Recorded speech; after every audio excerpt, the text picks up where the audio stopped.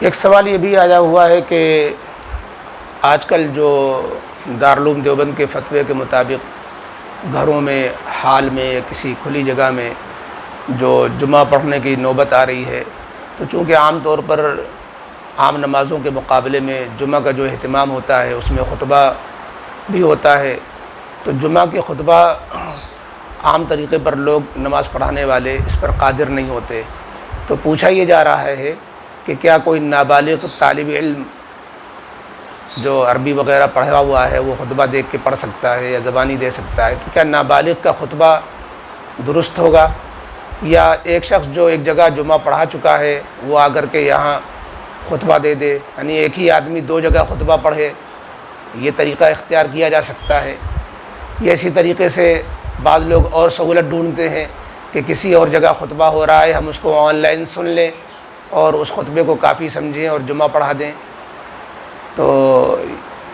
اس سلسلے میں، خطبہ کے سلسلے میں مسائل جو پوچھے جا رہے ہیں، دیکھیے یہ بات تو بالکل واضح ہے کہ ایک شخص دو جگہ جمعہ نہیں پڑھا سکتا، اور نابالغ شخص بھی جمعہ کی یا کسی بھی نماز کی، حتیٰ کہ تراویح کی، نابالغ شخص کی امامت بھی درست نہیں ہوتی، تو نابالغ شخص بھی جمعہ نہیں پڑھا سکتا۔ اب مسئلہ جو خطبہ کا ہے، تو خطبہ یہ تو جمعہ کے شرائط میں سے ہے، بغیر خطبے کے جمعہ کا تصور نہیں ہے۔ اذا نودی للصلاۃ من یوم الجمعۃ فاسعوا الی ذکر اللہ وذروا البیع، صلاۃ بھی ہے، ذکر اللہ بھی ہے، ذکر اللہ سے مراد خطبہ ہی ہے، لہذا بغیر خطبے کے جمعہ نہیں ہوگا۔ اب جب جمعہ کے لیے خطبہ ضروری ہے تو خطبہ ہونا ضروری ہے، یہ نہیں کہ خطبہ آن لائن کسی سے سن لیا جائے۔ جس طریقے سے آن لائن اذان کافی نہیں ہوتی، ہر مسجد کے لیے اپنی اذان ہونا ضروری ہے اور نماز باجماعت کے لیے اپنی اقامت ہونا ضروری ہے، ایسے ہی جہاں جمعہ ہو رہا ہے وہاں جمعہ میں اپنا خطبہ ہونا ضروری ہے، لہذا یہ آن لائن خطبہ کو کافی سمجھنا درست نہیں ہوگا۔ ہاں یہ ضرور ہے کہ خطبہ کے لیے وہ شرائط نہیں ہیں جو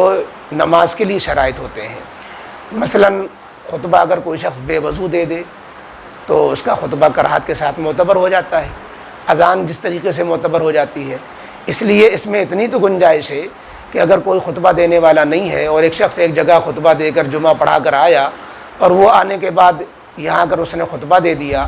اور پھر نماز کسی اور نے پڑھا دی جمعہ کی، تو یہ بھی درست ہو جائے گا۔ اور جس طریقے سے نابالغ کی اذان درست ہو جاتی ہے، نابالغ شخص جو اذان اچھی طرح دے لیتا ہو، اذان کو سمجھتا ہو، شعور رکھتا ہو، واقف ہو، تو وہ نابالغ کی اذان جس طرح معتبر ہے، تو ایسے ہی نابالغ کا، بچے کا خطبہ دینا بھی معتبر ہو جائے گا، کیونکہ وہ من وجن ذکر ہے، لہذا نابالغ خطبہ دے دے، کوئی اور شخص نماز پڑھا دے، تو یہ طریقہ بھی درست ہے۔ لیکن ہمیں کوشش تو یہ کرنی چاہیے کہ ایک ہی آدمی خطبہ بھی دے، وہی آدمی جمعہ بھی پڑھائے، ایک ہی آدمی کا یہ عمل ہونا چاہیے۔ مجبوری میں یہ طریقہ اختیار کیا جا سکتا ہے کہ بچہ خطبہ دے دے، یا ایک آدمی کا جو خطبہ دے کر جمعہ پڑھا کر آیا وہ خطبہ کے لیے دے دے، نماز کوئی اور پڑھائے، لیکن یہ مناسب نہیں ہے۔ اور خطبہ کوئی بہت مشکل چیز تو ہے نہیں، آدمی چند سطر دیکھ کے پڑھنا ہے، موبائل پہ دیکھ کے پڑھ لے، چھوٹی سی کتاب جنتریوں وغیرہ میں رہتے ہیں، اور اس میں کچھ آیات اور حدیثوں کا کوٹ کرنا ہوتا ہے، تو بہرحال اگر انسان چند منٹ پہلے اس کی کوشش کرے تو وہ خود قادر ہو سکتا ہے۔ تو بہرحال یہ گنجائشیں جہاں تک تھیں اس کو بھی عرض کیا گیا، اور افضل یہی ہے کہ خطبہ اور جمعہ پڑھانے والا دونوں ایک ہی شخص ہونا چاہیے۔